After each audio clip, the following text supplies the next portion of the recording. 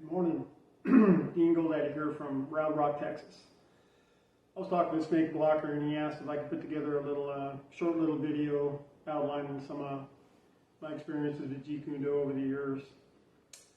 Jeet Kune Do is probably what got me into the martial arts, Jeet Kune Do and Bruce Lee. Of course, I didn't know what it was called back then. I just knew it was the thing that Bruce Lee was doing.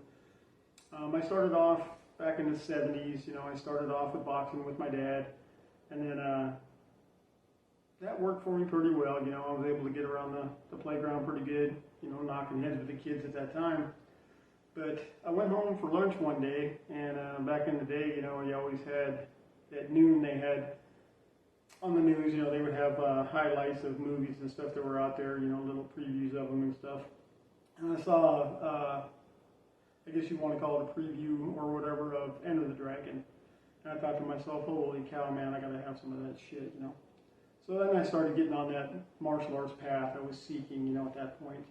And in the early 70s, where we were living at, there was no Jeet Kune Do.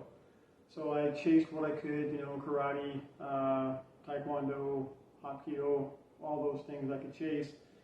Eventually worked my way into the military, ended up in California, got connected with the Jeet Kune Do groups. So primarily, I guess you could call my core after the initial, introduction is Jeet Kune Do and Filipino martial arts.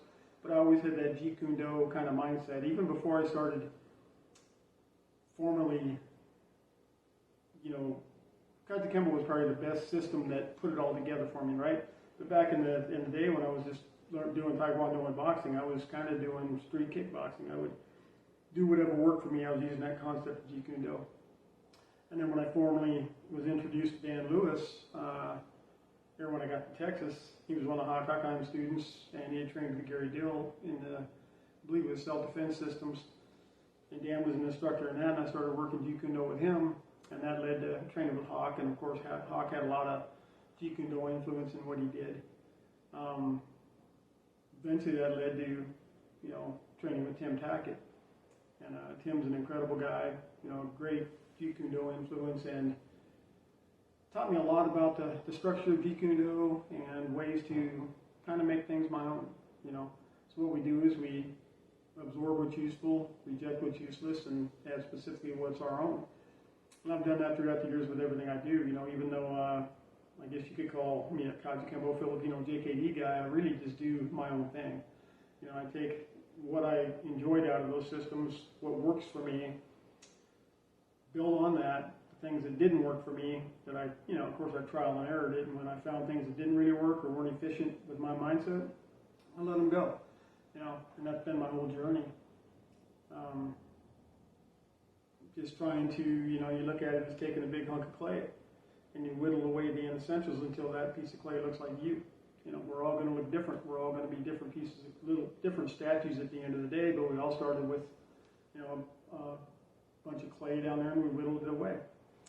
Some will have more, some will have less, but it's all based on our personal tastes.